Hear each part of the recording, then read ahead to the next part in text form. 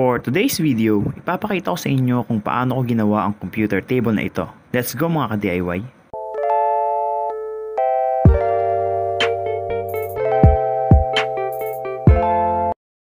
Sa project na ito, gagamit ako ng Tubular GI Steel na may sukat na 3/4 by 3/4 at kapal na 1.2 mm.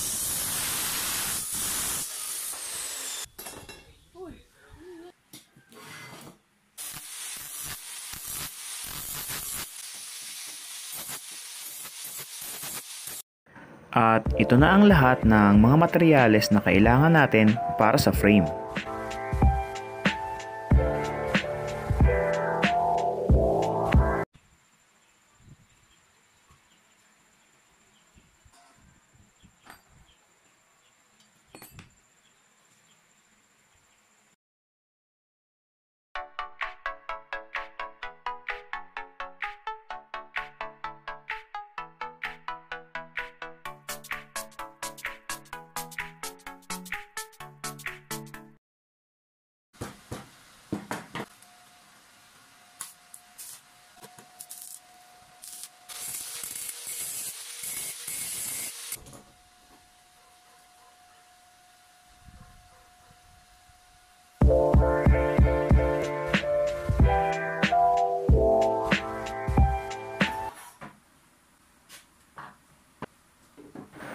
Para mapadali ang pag-welding ng mga parts ng frame, gumamit ako ng magnetic welding holder.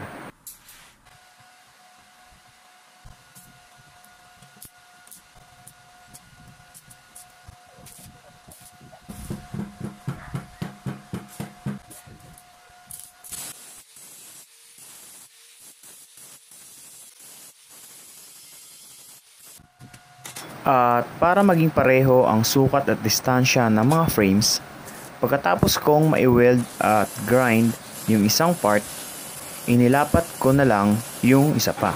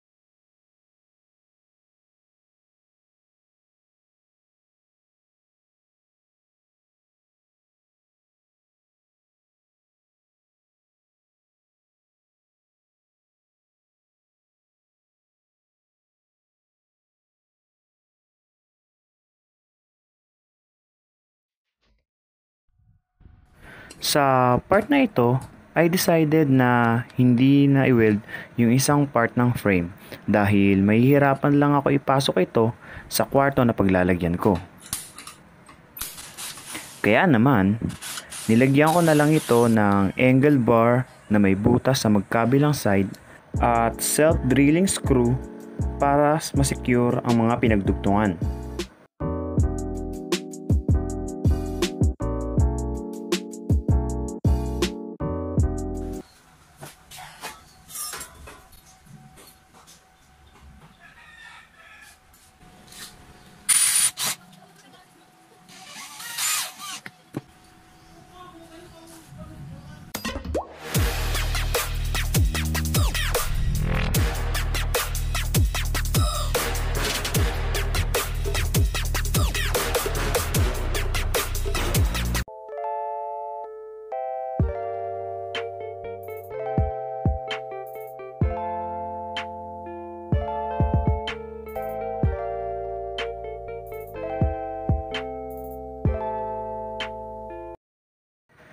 At ito na ang kinalabasan ng frame ng customized computer table.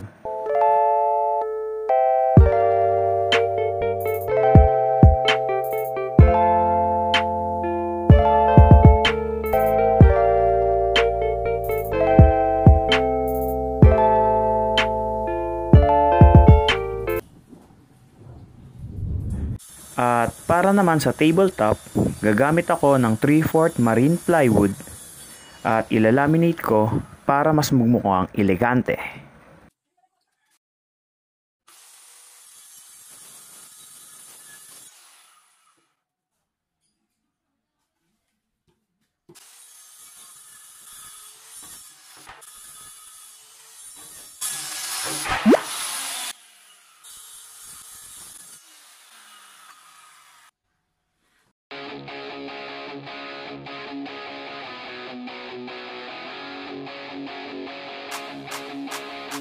Bago ko i-laminate ay lilihain ko muna gamit ang 220 grit na liha para maalis lahat ng himulmol ng plywood.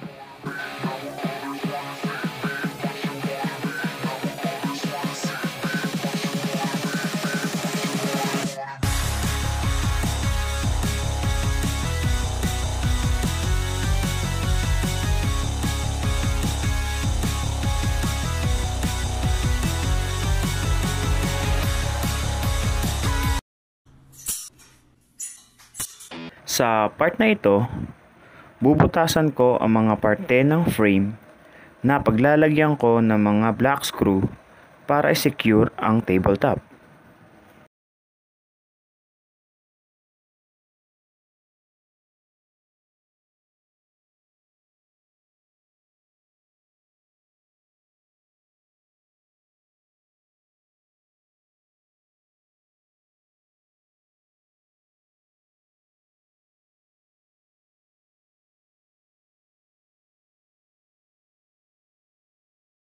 Gagamit ako ng Enamel black paint para sa frame ng computer table.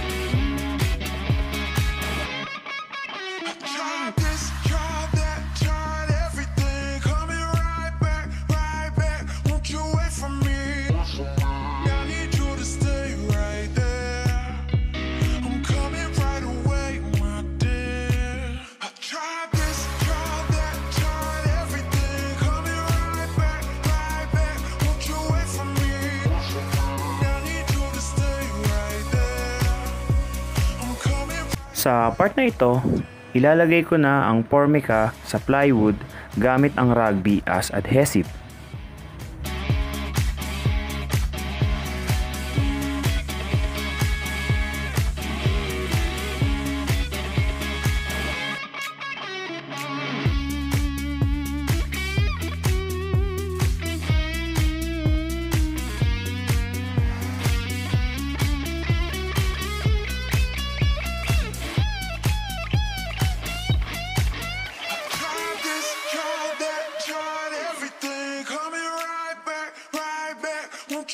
from me. I need you to stay right there. I'm coming right away, my dear.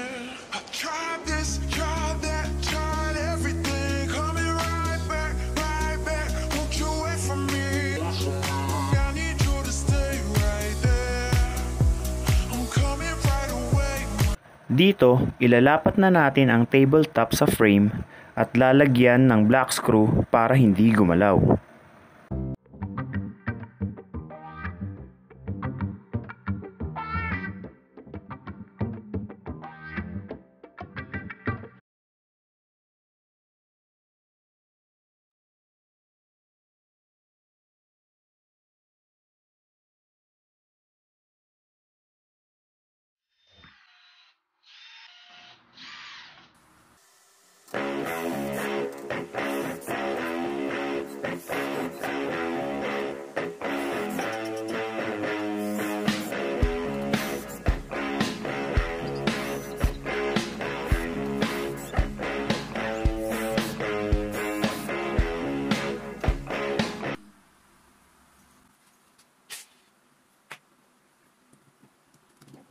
Gagamit ako ng screw bit na may magnetic holder para madali ang pag-i-install ko ng mga black screw.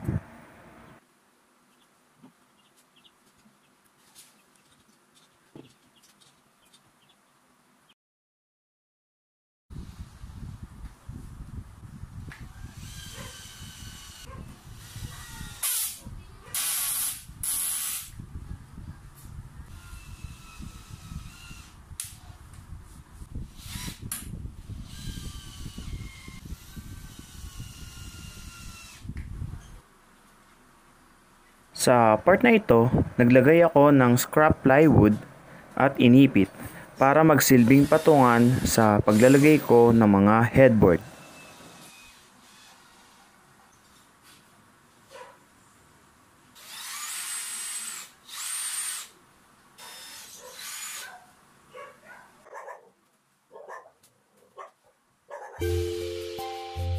At ito na, ang ating customized computer table. At kung nagustuhan mo ang video na ito, please like, share, and subscribe. Also, hit the notification bell para updated ka sa mga susunod na video na i-upload ko. At kung may mga projects, DIY ideas, or anything na gusto mong makita or matutunan sa channel na ito, comment mo lang yan down below at bigyan natin ng buhay ang mga iniisip mo.